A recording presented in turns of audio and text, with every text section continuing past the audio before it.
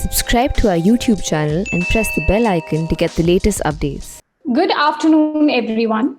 Today we are here to discuss an extremely sensitive, important, but often less talked about issue, the child sexual exploitation and trafficking. Every year, 2 million children are sexually exploited worldwide. The vast majority are girls, and less than 1% of the perpetrators get convicted for the crime.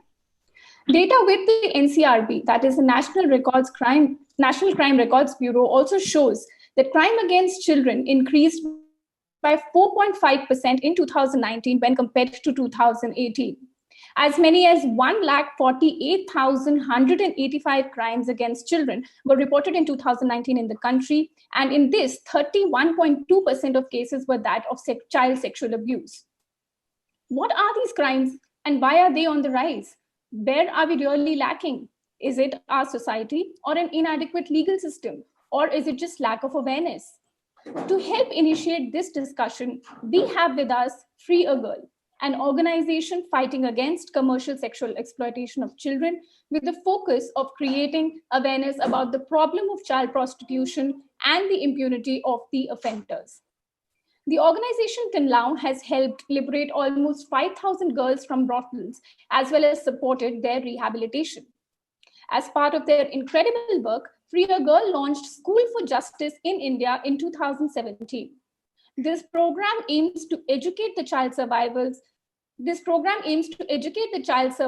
of sexual exploitation so they can bring those responsible for the crime to justice, spark the conversation as a change agent, grow support from the community, fight impunity, and raise awareness on a national and an international platform. It offers survivors education at some of the best law universities in India so they could become journalists, paralegal assistants, social workers, psychologists, police officers, so that they can be a part of the system in order to change it from within. Let us now hear about Suneri's journey at School for Justice and what she wants to do after she finishes her degree. Namaste, my name is Sunahari. I was sexually exploited when I was 14 years old. When I was younger, I lived to take care of my siblings and eventually had to search for a job. So I could buy food and clothes for them. Seeing my desperations, a kindly older stranger offered to arrange a job and a hotel in the city, which I accepted. The hotel turned out to be an illegal brothel where I was forced to have sex with clients. I was called names and beaten if I registered. I used to cry a lot and felt unsafe and depressed. I was stuck there for 2.5 years until I was rescued. They took me to a center where I was cared for and given the opportunity to complete my high school education. One day, someone told me about Free a Girl's School for Justice, where I could study at a university graduate and then join the fight against sexual exploitation of children and impunity. Now I am studying social work at the School for Justice. I want to become a social worker so I can bring change in our society and stop exploitation of young girls. I also want to help survivors build a better future for themselves and above all motivate them to make them stronger so they are able to fight against predators and get justice. Thank you. So that was Suneri, who was talking about how Free a Girl actually gave her a voice and helped her realize her dreams. Today, after its success over the few years, Free a Girl is officially launching a School for Justice in Nepal in order to encourage each survivor, right from filing a case to get her offender behind bars, Free a Girl has also launched a global campaign called Voice for Justice, where influential voices are speaking up on behalf of one School for Justice student, Renuka, from Nepal, by collective reading out of her complaint. The aim of this program is to engage with the specific case on a huge scale so that Renuka feels strong enough to file her complaint against her perpetrators and to further motivate other survivors of sexual exploitation to do so as well. Let us now watch a video on this campaign to know more. Every year, over 15,000 Nepali girls are sexually exploited. Free a Girl rescues these children and works to get the perpetrators convicted. But most survivors are too scared and ashamed to press charges. One of the girls, who has been rescued from an illegal brothel where she was sexually exploited for 2 years, is Renuka. Now she is safe and studies law at the School for Justice. But even Renuka is still afraid to go to the police. That's why we ask women around the world to speak up for her and record a massive collective complaint. My name is Renuka Sherpa. When I was 11 years old, I was raped by an old man. I cried a lot. It was so painful, even walking hurt. I ended up in a dance bar where I was forced to satisfy the customers' sexual desires.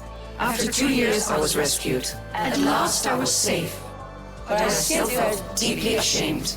Then I heard that survivors in India can study at the School for Justice to fight impunity, and that Free a Girl would be starting a school in Nepal as well. I want to become a public prosecutor or a judge, so that I can fight sexual exploitation of children, starting with my own case. The criminals who did this to me have to be prosecuted. I want to file a lawsuit. Give girls like Renuka a voice. Your voice. Join our sisters in the fight against sexual exploitation of children and impunity. Donate your voice to record a collective complaint that will give her and other survivors the courage to step forward. Go to freeagirl.com/voice for justice. Thank you so much. I would now take this opportunity to introduce Sinaj, a survivor and first graduate of School for Justice, who's now a lawyer and is working with sexual abuse survivors to give them voice. Let us hear from her. I am student of School for Justice. Piagal has given me the opportunity to study law. Now I have graduated with LLB very recently. I want to be a state judge and I want to fight for justice against the heinous crime of child prostitution. Before joining, I was job seeker, so someone who knows हमें government job दिलाने के लिए promise किया and हमें अपने साथ ले गए. There I met a gang of the who raped me and एक अंधेरी घर में मुझे बंद करके रख दी. After 3 months, the rapist took me for the sexual exploitation. My parents filed the local police station. Then the criminal who raped me घर छोड़ दिया एंड मुझे और मेरा परिवार को किया. I was depressed and I never thought. My confidence level was very poor. I felt helpless. After depriving all of my rights, I went to local and I got to know about the organization named Song. At last, I went to Songlap office where I met Tapati auntie and uncle. Both of them inspired me to go and told me about School for Justice program. And I agree with them and I admit as a law student. As a survivor, I can also feel the pain of other girls who are facing the same problem that I have faced earlier. Intention give back to my society and to fight for justice for the other survivor. Thank you. Thank you so much, Siraj, for sharing your story with us. Now, without taking any much time, let us now move on to our panelists and begin with our today's discussion. But before that, a request to our viewers to donate their voice to the Voice for Justice campaign on voiceforjustice.freeagirl.com. The donated testimonies will be put together in a huge audio file, which will become a first of its kind petitioning tool. Instead of collecting signature, this is a mass petition you can listen to from women all over the world, signified by every supporter's voice. Moving on to the discussion, now we have with us Tara Kushal, the author of Why Men Rape: An Indian Undercover Investigation. Meenakshi Arora, a senior counsel practicing in the Supreme Court of India. Pranaadhika Sinha, a survivor, now an activist who found one of India's first campaigns against child sexual abuse. Bishwo Khadka, Chairperson of Maiti Nepal, an organization helping in education and rehabilitation of victims of sex trafficking, and Sinaj. Starting with the discussion, Tara, my first question is to you. You have written a book on this extremely sensitive subject. You have also spoken to many of the perpetrators to unravel what really goes into their mind. So what is it? Is it their socioeconomic position that leads them to commit these crimes, or is it just pure patriarchal norms? Well, thank you for having me and those inspiring women. I'm kind of shook. So patriarchy, power, and anger. I wanted to see how these things applied to India, and for this, for why men rape: an Indian undercover investigation, I have applied a framework of social class. So I found that though all sorts of men rape, their reasons for doing so are different within different social milieux. The first section of my book, which is called Angry Young Men, is an investigation into the lives of men of the lowest social class. Now, there are various ways in which one can look at the motives of violence in general and sexual violence in particular. And let's look at it this way. Let's say rape happens for two reasons. One, the perpetrator objectifies the victim. And this is why people talk about objectification and hypersexualization of women in film and the media and in general. So when a man is in a relationship, or even if he loves the woman, he is able to take a step back and say, if it is a choice between my desires and hers, my desires are more important. And that boils down to patriarchy. The other, a newer theory of violence, recently applied to gender violence, is that the perpetrator doesn't actually objectify the victim. It is the opposite, that the perpetrator sees the victim as fully human and wants to assert power and pain on that human being. And that boils down to rage and violence within the perpetrator. I'll give you an example of a rape committed by one of my subjects. His uncle's family had a house guest, a girl who was a distant relative of theirs, and she would be flirting with boys. And this gentleman, Bhaskar, had told her not to do this. It would set a bad example for girls in the village. And she had said to him, "Tum kaun hote ho? I'll do what I want. It's my life." And of course, how dare she? So in the afternoon, when he knew the men would be away, he had got on his bike and gone to the uncle's house, where he tore her clothes and forced himself on her. And he said, this was zabardasti. I was like a gunda with her. He had gone mental, he said, and had decided ki sabak sikha ke chodunga. It was more of an ego issue than anything else. Yes. So clearly here, expressing righteous anger and asserting power were the perpetrator's motivations. And in seeking to cause his victims pain, anger, shame, and trauma, there was a recognition that the victim was capable of feeling these emotions, and therefore that she was fully human. That's interesting. So sorry. So in this, there are a lot, in India, as a patriarchal society, there are lots of systemic reasons why people are angry, and this contributes to sexual violence. In addition, there is no common understanding of the ideas of rape and consent, especially among men of this class. So this is part of the reason why men rape, and this translates differently across classes. So So yeah.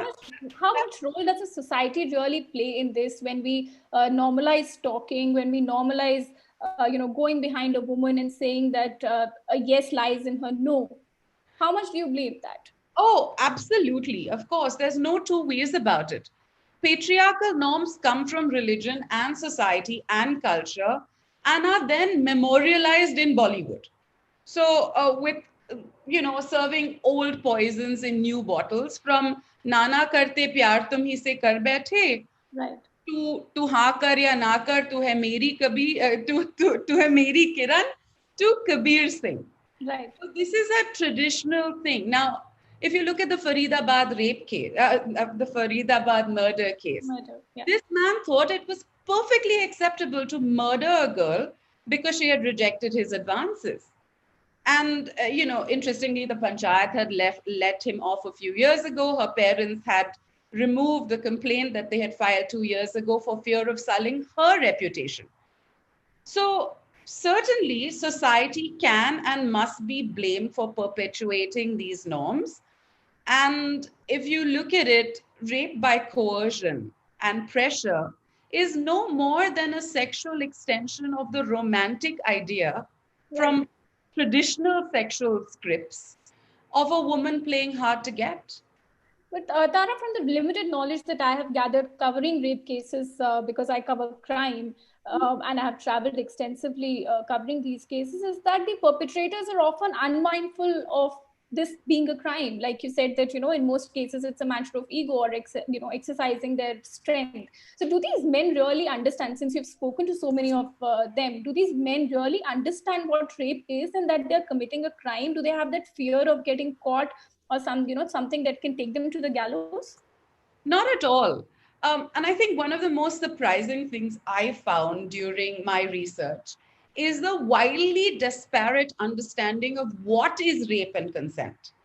And I remember early in my research, I met these boys, these teenage boys in rural Maharashtra, and we ended up chatting. And one of the things they said to me was, problem kya hai, Didi? Kisi ko pata hi nahi ki rape kya hai. And they had no idea. And how would they? Look at the complicated signals we're getting from the legal, from the law, from society. They think that if the Delhi gang rape, where she was raped and murdered, gang rape by the Shakti Kapoor idea of rapists that Bollywood perpetuates, if that's rape, then it is certainly not a little coercion. It's certainly not a little threat. It's certainly not what a husband does to a wife on the night of a forced arranged marriage. So the idea of what is rape and consent is widely disparate across the country. And that's something I've noticed. So when you say gallows, all of these things are notional. Rape and murder is what they think will send them to the gallows. The rest is just part of what they think is the traditional sexual script. Right. The shocking bit is that the cases of rape are on the rise. And here I'll bring in Meenakshi. Since I've covered this horrific December 16 gang rape case, and when you just also mentioned the case when a 21-year-old paramedic student was brutally gang raped, and who died later on. The rape laws were made more stringent after there were so many protests and so much pressure on the government. The rapists were also hanged. The trial was fast-tracked. Yet it did not act as a deterrent, because every now and then we see these cases, these numbers only growing. So are stronger laws actually a solution? And if not, then where are we lacking? More stringent laws are never a solution to the problem. What you did after December 16th gang rape was that you prescribed a sentence which was much more harsher. So it varied from a minimum sentence of 20 years in cases, or which could be through the term of your natural life. Now, the minute you prescribe sentence, which is like a minimum sentence, not less than 10 years, not less than 20 years, understand the difficulty it is for a judge. Because in cases of rape, in cases of sexual assaults, to find actual witnesses is going to be a near impossibility. So it's a version of a victim as against the accused, or it's only circumstantial evidence. Now, where a judge has to render a judgment and convict an accused for a minimum of 20 years, he knows that if there's a slightest of mistake, the man goes in for 20 years. Right. Then there is a hesitation that creeps in. Like we are seeing in the Hathras case as well, there are disputing claims. We will see how it pans out, right. But that is a reason why your conviction then becomes abysmally low. You have more acquittals rather than conviction. So some amount of discretion to the judge is very important. A judge may feel that, well, I can give him 6 years or 7 years, but 10 years or 20 years is not justified here. And if the law prescribes minimum 20 years, minimum 10 years, the judge is powerless to reduce that sentence. So what is his option then? Either to convict or to acquit. And where his conscience is not completely satisfied, he will then go for an acquittal. And I don't blame the judge. Right. So therefore, I think this prescription of minimum sentences without giving the judge any discretion in fit cases is not a good idea. It will reduce your number of convictions. The minute your convictions reduce, there is a sense of bravado that, oh, you get away with anything. Right. So even having a harsh punishment will not actually serve the purpose. Right. So then what is the solution for this, if not harsh punishment? Because what we see is... What the courts have done now, and we hope to see the result come, which is fast-tracking the crimes, first of all. Right. So in case of POCSO and all, you have already fast-tracked the cases. Right. So should be in the cases of rape and sexual assault. The minute you fast-track them, the advantage that comes with fast-tracking is swifter decisions, swifter trials. The decision comes fast. Once a decision comes, and if it's a conviction, it gets the complete reportage. Convicting somebody after 10 years or 15 years has no impact. And by the time 10, 15 years are over, the circumstances change. Right. The judges, everybody feels, oh my God, after 15 years, why would you send him to jail for 20 years?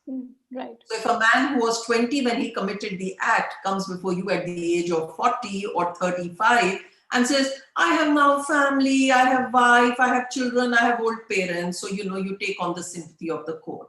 Now, that's not a good idea.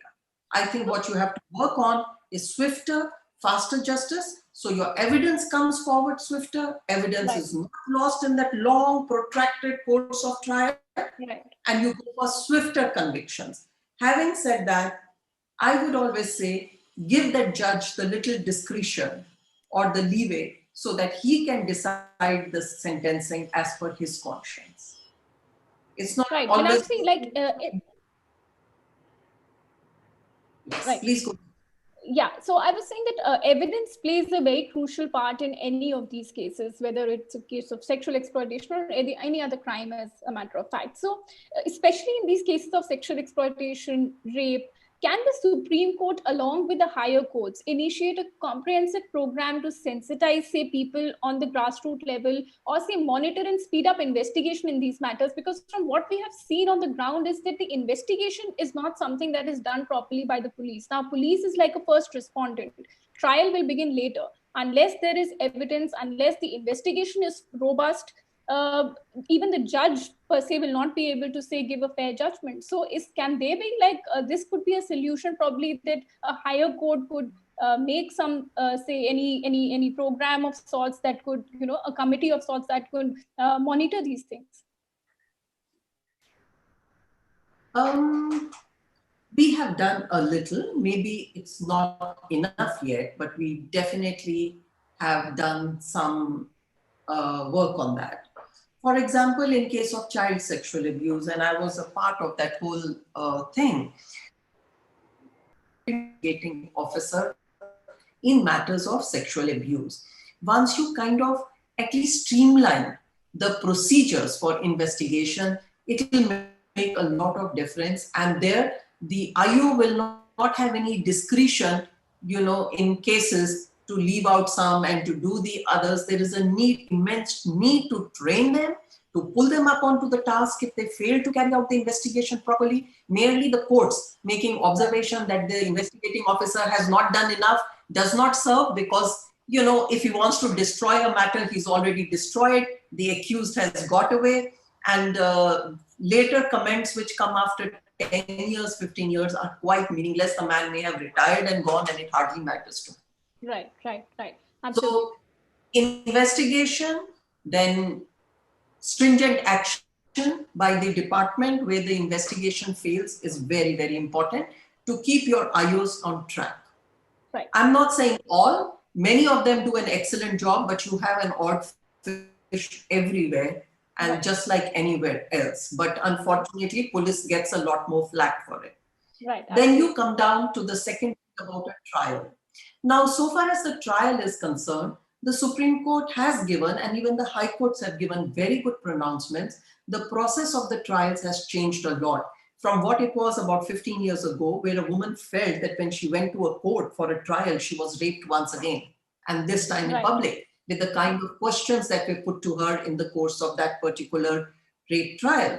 So that all has been stopped by the Supreme Court. So far as child sexual abuse is concerned, there is no contact of the child now with the perpetrator. The rooms, at least in Delhi and metros, the rooms and the courtrooms have been designed to carry out these in a manner which are sensitive to the child. And the IO cannot go. Yes, so the IO now cannot insist that the child will come to the thana and record a statement.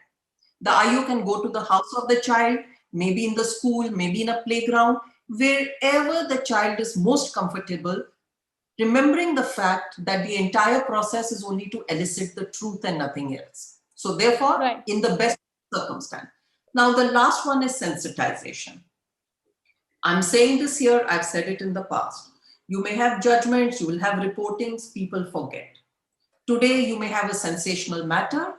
Few years later, what happened? We started all this with Mathura, rape case, 70s, and we had one amendment. And then we had another amendment after the 2000, the Nirbhaya event. But people's memories are short, and we are not teaching our youngsters to respect women. Now, that's one thing. We have to take it up at the school levels. Right. That inculcation will come with the schools, that will come with the society. And that's where you need to address.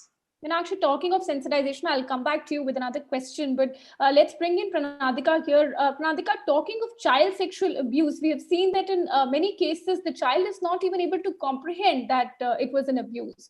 Many who dare to speak out to their families are often discouraged to talk about it openly. How does it affect their growth? What impact does it have on their life, their careers, their behavior as they grow up? I mean, just to take on from both what the fellow panelists have said, we belong to this culture of blame and shame. And the blame and shame are both, the onus of that is on the survivor. There's really never, a system that tells a survivor that it was not your fault. And I think that's the first thing that we need to start telling children, that if something happens to you, it is not your fault. We need to create that communication which is not there, starting from the family. I would say family first, school second. You know, within a family, let's say something happens, you wouldn't really go to your school teacher first, right? You'd go to your mom, your dad, or family members, a brother, sister, whatever. And having faced this myself in both regards, being afraid to tell the family, going to school and being told that, if you this is very sad, but if your skirt is short, you're a bad girl, you deserve to have horrible things happen to you. I went to a girls' school, this is what I was told. So I think that we do not have an environment where it is safe for children to speak out about anything that they are going through, be it sexual assault, be it bullying, simply because we are not sensitized enough to have the right reaction and the right empathy, either to listen or to respond and then move on towards support, filing cases, etc. So the impact of abuse, of course, the short-term one is your self-esteem is crushed. There's depression, anxiety, age-inappropriate sexual knowledge. Once again, we're in a culture where if a child displays a little too much sexual knowledge, or let's say they're playing in a certain way, touching themselves in a certain way, the first reaction that a majority of children get is chi-chi. there's no question. That's what needs to change. And that begins there's never that thing of, tell me, about, why you're doing this, what are the thoughts which are going through it. If we could just work on the mentality of letting children know that they have body autonomy, right, letting them know that they have rights, letting them know that it's okay not only to say no to a stranger, but to say no to the creepy uncle in their house. Absolutely. That's the starting point. So I think the effect of that would be reduced if we just create that environment, which we don't have, which is why children are going through so many mental health issues that are going, unaddressed today. Right. Meenakshi, from taking away from what Pranaadhika has said, how important is it to actually protect the identity of a rape survivor? Though it is not done in most of the cases, but does it not feed into the patriarchal norms of the way rape is viewed? Now we've had an amendment to the law, which statutorily now requires that the identity of a rape victim has to be protected. Right. A little late in the day, yes, you are right. But for all these years, we had no such protection on an identity of a victim of sexual assault. So today there is a provision in the IPC. It is section, I think, 228A, which says that if you disclose the identity of a victim of sexual, of a rape, or a child victim of a rape, then there's a punishment that's prescribed for it. And they say that you cannot disclose now the identity without a permission of a court or of the IO. Then Supreme Court, by a very recent judgment of 2019, right, Nipun Saxena, has held that you cannot disclose the identity. So if an IO or somebody has it on his records, the identity of a victim, he must keep that under safe custody. And therefore, the public viewing, all the name and identity has to be obliterated. It has to be taken away. Right. Now, the good part of it is this, that they have gone ahead to say that anything that gets related or information which can lead to the identity of a victim. Let me give you an example. What if the mother is pursuing the case of an assault, sexual assault of a child, and she is the petitioner, and the judge records not the name of the victim, but records the name of the mother and gives all the other details. The judgment gets published. Now, the name of the mother is there, all the other details are there. That is a printed, published judgment, accessible on internet. It's very easy to connect. Right. So, this care has to be taken. But this by the judges. What we see on the ground is that, it has become a sort of a joke, with most media outlets camping outside their homes and reporting the cases with utmost insensitivity. So, it doesn't really invoke any sort of action that we have seen practically from the courts. So why does it not happen? Why is it not pursued aggressively? Because it actually loses the purpose. I think it is about the time that we now exercised our rights. For filing a false and malicious complaint against somebody which is proved to be false, you have a provision in the IPC which says, you can file a complaint for malicious prosecution. Nobody has used it. How many false cases get filed every day? Right. It's about the time to use the provisions in the law wherever there is a misuse of the same.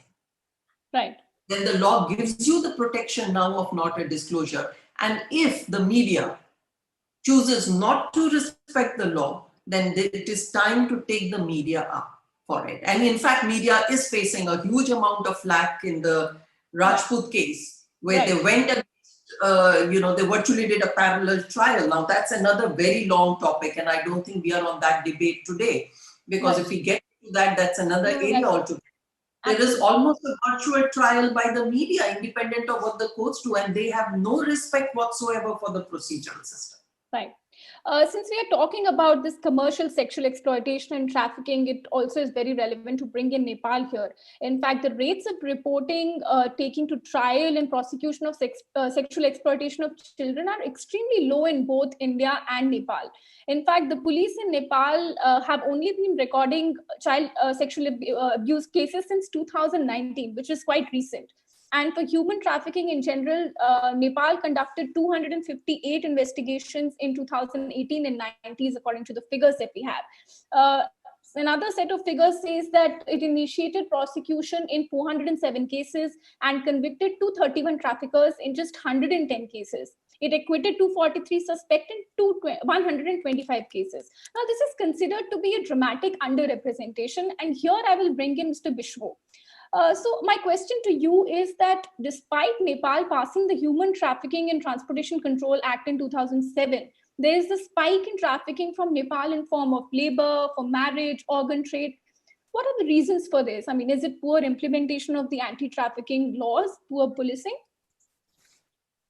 Thank you so much for having me here in this panel. And the topics that we're discussing here today, very important, very serious one. Trafficking of women and children is a global problem, and it generates multi-billion dollars. And it's one of the profitable business out of drugs and arms.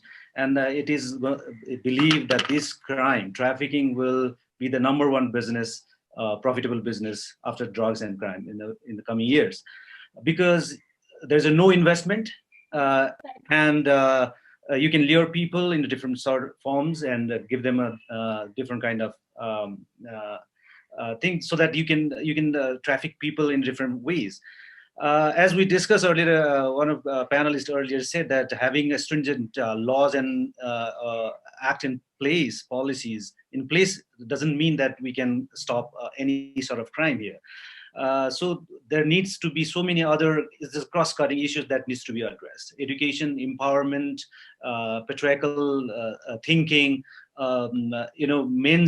Men should be made aware.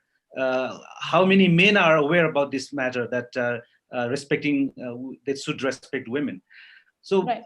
Nepal has a very strong law, and we are practicing it. As a Nepal, very small country, 30 million people.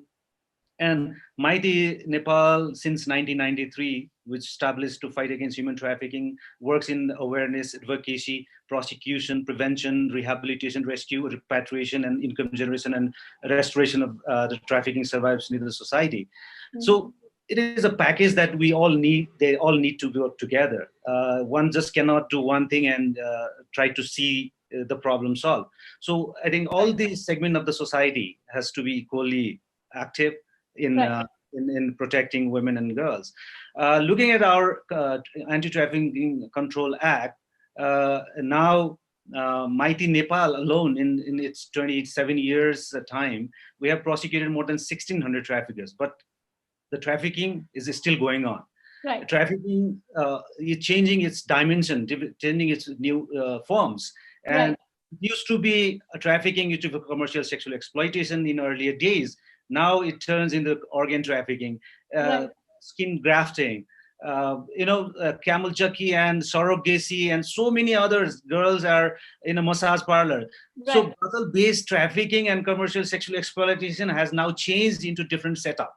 In fact, that was my next question to you, that have the trends of trafficking from Nepal changed over the years, and what is the difference that you see now from before? Yes, it has changed. As I was talking, the trafficking dimension and has changed from Nepal. Before, it used to be for commercial sexual exploitation. It is believed that more than 12,000 girls are trafficked each year from Nepal. But National Human Rights Commission, according to National Human Rights Commission, recently published a report. They claim that 15,000 women and girls are trafficked in 2 years, according to their findings. So now, Nepal has put ban on women going to work in the Middle East because they have faced a lot of violence and abuse. They're raped, sexually abused. They have a kafala system, that once they are said, okay, they confiscate their passport and they cannot go out of their house. Whatever they want, they say they have to follow. So because of this, many women who worked as a housemaid in the Middle East, are abused sexually and physically, and they are deported when they are pregnant because it is illegal to abort in these countries. So because of these phenomena, government has put blanket ban on mobility of women. Because of this, all these women are brought to India, and from then to Burma, and then to Sri Lanka, and then to Middle East. Recently, Maiti Nepal, in help with the Indian police, rescued more than 147 girls from Manipur. Right. And also from Delhi and from Sri Lanka. So these forms are changing, not only to work in a housemaid, they are also brought up to Kenya and African continent to work them in clubs and dance bars where people operating this kind of business. So they are changing. We are chasing them like thief and police, we are, they are always one step ahead of us. Right. Yeah. Since you're talking about commercial sexual exploitation, Pranaadhika, I'll bring you in, and Bishwo, you can add to this. Why is it that children are more prone to trafficking and abuse? The short answer to that is that they are the most vulnerable. It's and that's the short answer. The long answer is, as my fellow panelists said, there's a market. And when we're talking about the market, let's also not of course there is commercial sexual exploitation, but let's also talk about child labor. I don't think we really have gotten very deep into the fact that children are used not only as in terms of human trafficking, not only just sexually, but cheap labor. There are companies hiring children. There are big, huge conglomerates which are hiring child labor, cheap labor, women. And these are companies, they're probably brands we are wearing right now. So that's there. There's also no system for the child to call. And during the pandemic, this is possibly not only, trafficking related, but, the child line, our government helpline, received 92,000 calls regarding child abuse in 11 days only. Right. In fact, in COVID times, it increased manifolds. It has. It's increased manifold, and we, as a country, I'm speaking of India here, and so I can speak about Nepal. We are ill-equipped to deal with these cases, so that also makes children more vulnerable to abuse, because where will they turn? Where is the helpline? Right. Bishwo, your comments, since you have worked with many of these victims. One thing, it is believed that there's a huge myth going around in the red light area that when you have a sex with a young virgin, you cure of HIV. That was a myth. Oh. And that's where the number increase of young girls. And another thing, it is a increasing use of internet. Now, internet can provide a person staying in the US to rape girls in the Philippines. So the wider use of internet, the people are more demanding, looking for young and virgin girls. That's where the market creates these kind of young girls in the market. That is what that we see. And also, like, because of the COVID situation, now every children interconnected to internet because they have to attend the school online. Right. And now the access to internet to these young girls, making them much more vulnerable. They're exposed to internet, and you don't know where they land, and there is no mechanism to check that their parents do not have idea how the internet works, where they are going into deeper. And that also creates now another very, very serious challenges and threats in the coming days. And during this pandemic time, I think in Nepal also have a lot of this kind of cases, and we are not well equipped to deal with this cyber crimes and deal with the internet crimes, related crimes, cyber crime. So we also need to work in these areas, and this is a new emerging challenges for all of us for working for child sexual exploitation. Yes, apart from this being a menace, rehabilitation, in fact, plays a very, very major role in ensuring that these survivors start a new life and then, they are accepted in the society. So I want to ask you, Bishwo, what are the necessary steps and challenges basically towards rehabilitating, say, a rape survivor or a survivor of trafficking? Because what are the other aspects that are looked into apart from ensuring that the survivor is financially independent? It's fine that, once they are, say, given a job or say they take up a vocation, they start working. But what about other things? What about emotional?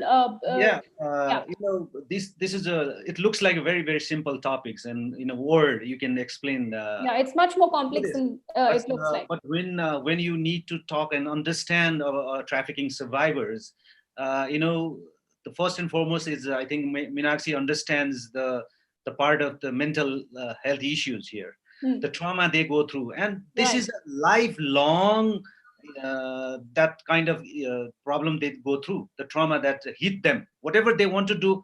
Our society, the society structure that when they know that this girl is a trafficking survivor, they are never going to let you, okay, social enterprises just recently to rehabilitate these girls.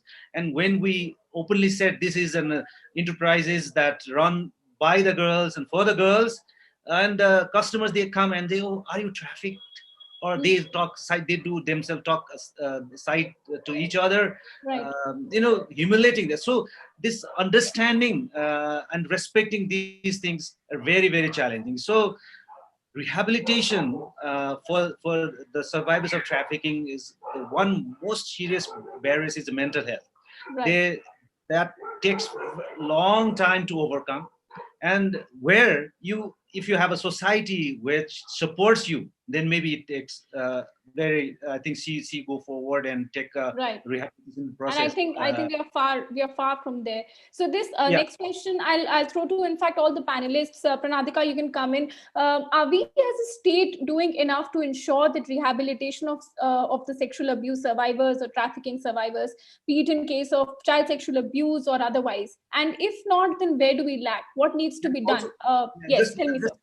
Let me add onto the mental trauma and all these things. Also, their own family do not want to accept them. So just think about, if your family do not want to accept them, who's going to accept them? Absolutely. So that is another barrier that we are having. And family maybe wants to accept them, but the society do not want them to, come into their society, their family, their areas. So these are the structure that I think we need to mindset that we need to change. For these, Maiti Nepal is always campaigning. When we go to the communities, we just do not talk about trafficking, how this happens, how we should stop this. But also we talk about this is not their fault. And if we do not accept them, and this crime will never end. So we are also advocating for their rehabilitation, restoration, and acceptance in the society. I think it is slowly, we see a little bit changes on that. Right.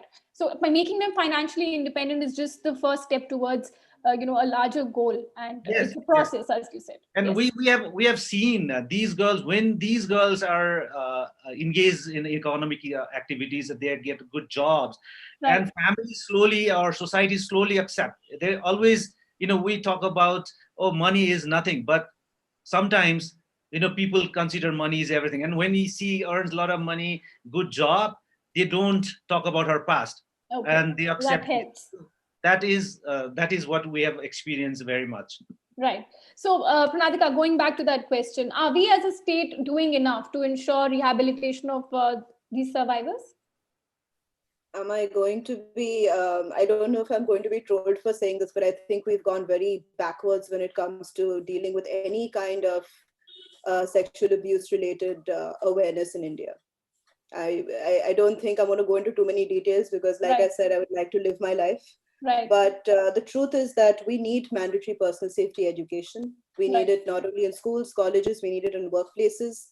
I would humbly request our politicians and our media to also be educated in knowing what to say, what not to say. Right. Legally speaking, of course, we do have a legal professional here, so I'm not going to get into the legalities. But having run a campaign, I've been working on this issue for 24 years. Even activists like myself are not fully aware of POCSO. We are not fully aware of what we need to do, what we don't need to do. Schools are not aware, when there is a case, the fact that they have to report it or there will be action. Right. Something as simple as that form of awareness must be followed. Right. And in terms of just the general system, we really need to just start talking more openly about if anyone is to be shamed and blamed for abuse, it should be the perpetrator, not the survivor. So just changing that narrative is the responsibility of society at large. Right. So I think that's what we need to do. Meenakshi, you want to come in? Are we as a state doing enough to ensure rehabilitation? I think we have a very long way to go. Am I audible? Yes, yes. Definitely. Okay, I think we have a very long way to go, and I really completely agree with my panelists that over a period of time, we really haven't done enough. We may not have gone a retrograde, but we are close to it. Right. The first thing you have to change in this society is the way men look at and address women. Right. Unless and until we don't bring up the culture of respect for women, you're not going to change this problem that's there in this country. And I completely agree with my co-panelists. It has to start at home. But if your parents are not educated or do not understand, or you come from families where that social concept of difference between a boy being more favored over the girl exists and the little girl child is inferior, then the schools have to step in. And it is very important that you train the teachers who teach the children to make the boys and girls realize that they are equal partners in the society. Right.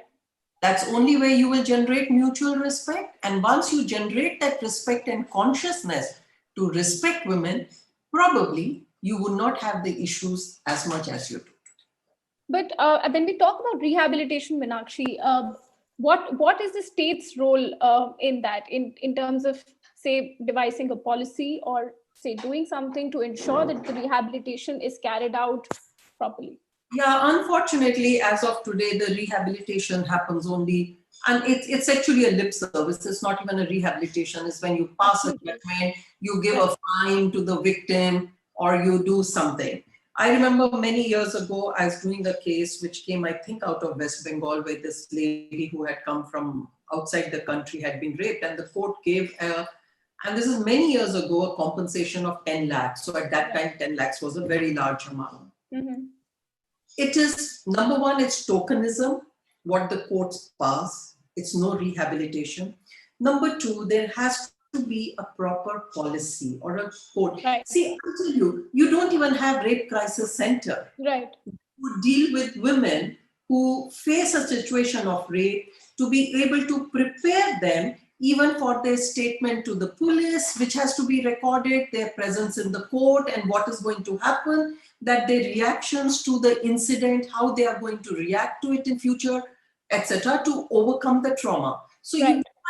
you recognize the need of rape crisis center, but you don't even have rape crisis center. Right, absolutely. Rehabilitation takes you to a next level after that. So I think we have a lot of work to be done in this area, and it's organizations like you which are doing the human service for all this. Another very important aspect is to create awareness, as a lot of panelists also mentioned. Before that, one needs to be confident about speaking out and be comfortable about speaking about these things. So Pranaadhika, I'll bring you in here, having experienced it yourself. What gave you the courage to actually speak out, and how important it is for survivors of sexual abuse to open up? Because, and you know, how far are we from the time when it will be no longer a taboo and we'll be able to speak out freely about it? Well, I was abused from the age of 4 to the age of 19, and I spoke out around the time when I was 8, and I started my campaign when I was 10. I spoke out initially because I was just very angry about what happened. I think my reaction was, I don't think I was ever scared. I just think I knew somewhere within me as a child that whatever I had experienced was wrong.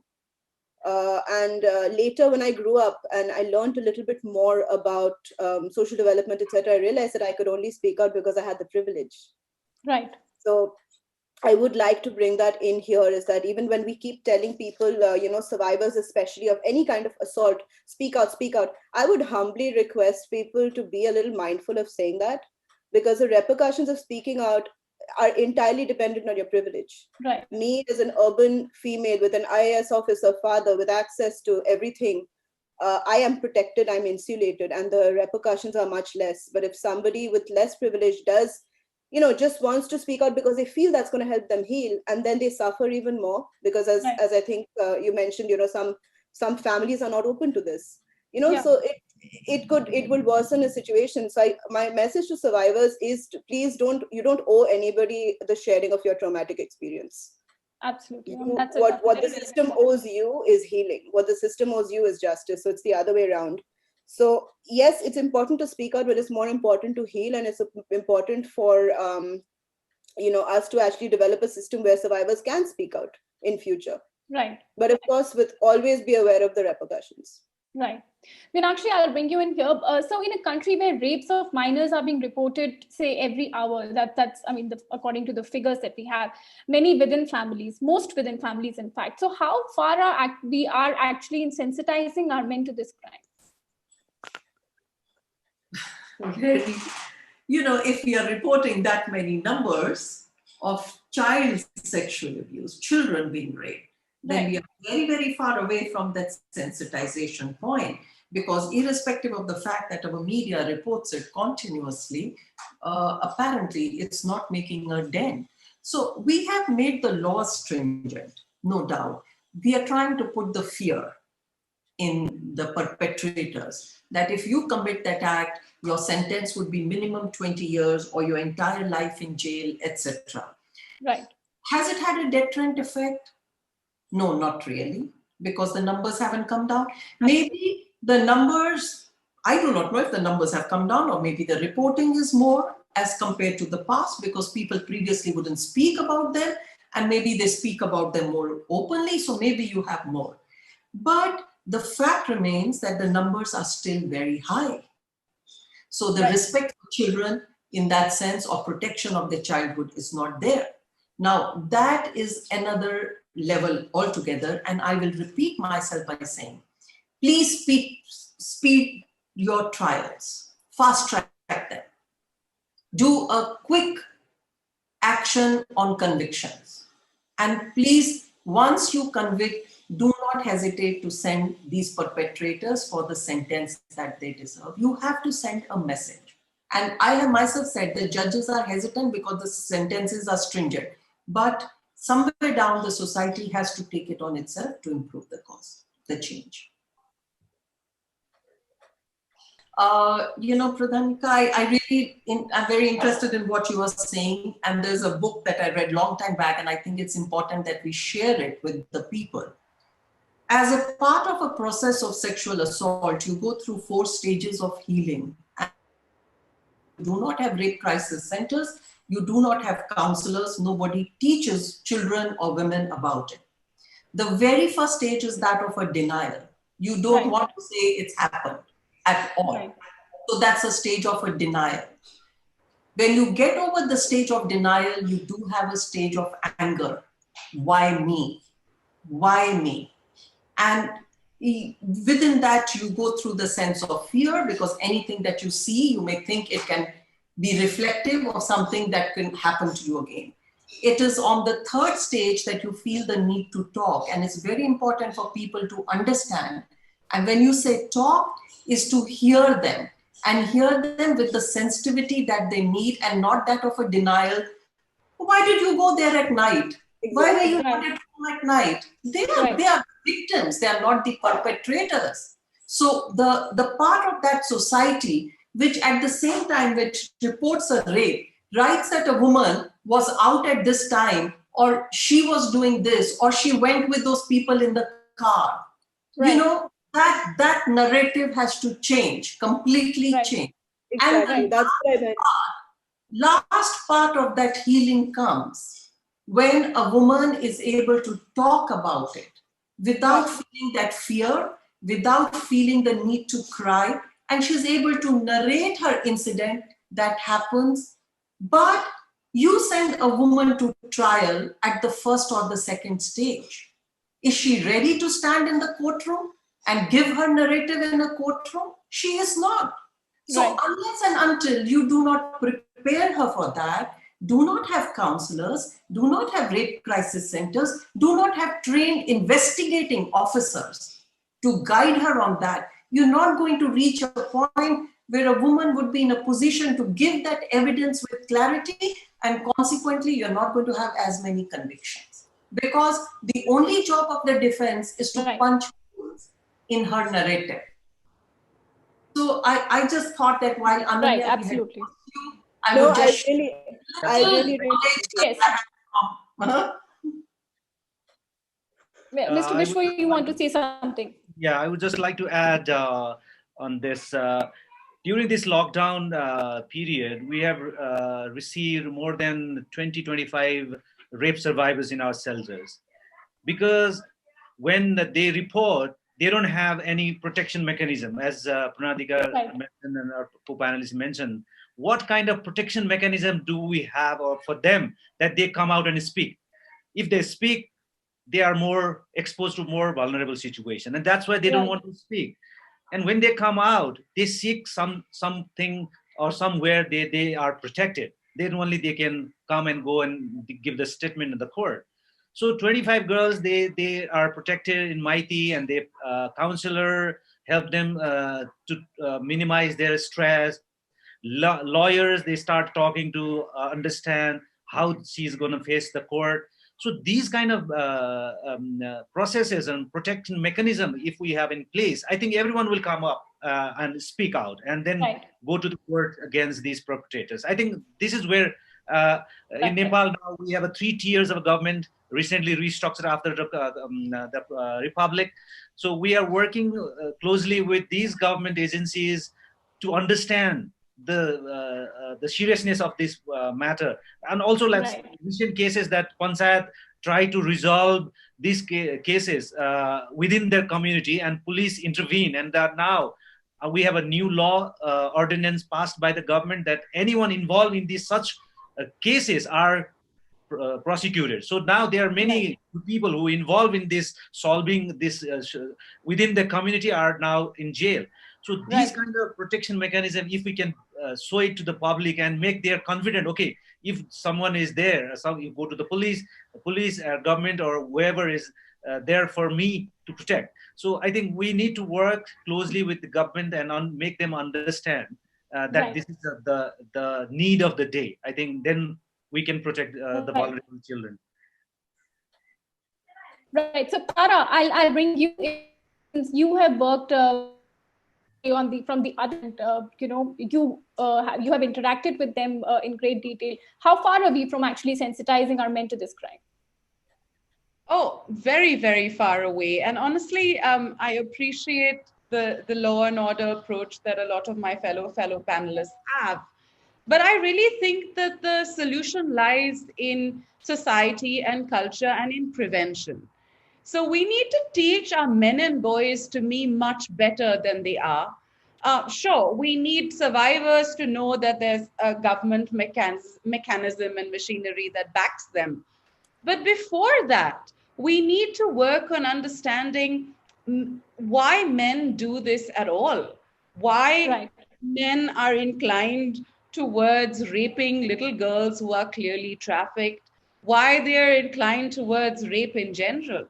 So that's where my area of interest lies. And I think the role that the government plays there, and I think Pranaadhika has said this before, is that we need comprehensive sexuality education, and we need it now, and we need it in schools, because that's where it actually starts. Right. And, if the fuddy-duddies who are making these laws have a problem with this, call it moral science for all I care. Because understanding your body and others' bodies and respect for these bodies and autonomy and individual rights and sexual autonomy is not, is moral and science. Right. So if you have a problem with calling it comprehensive sexuality education, call it something else. But we need to do this now. We needed to do this 20 years ago. Right, absolutely. Thank you so much. In fact, thank you so much, everyone, for joining in for such an important, insightful, I would say, open and much required discussion. Really hope to connect with all of you again with another incredible initiative. And before we sign off, we again urge you to do your bit by donating your voice to the Voice for Justice campaign on voiceforjustice.freeagirl.com. because each voice counts. Thank you and goodbye.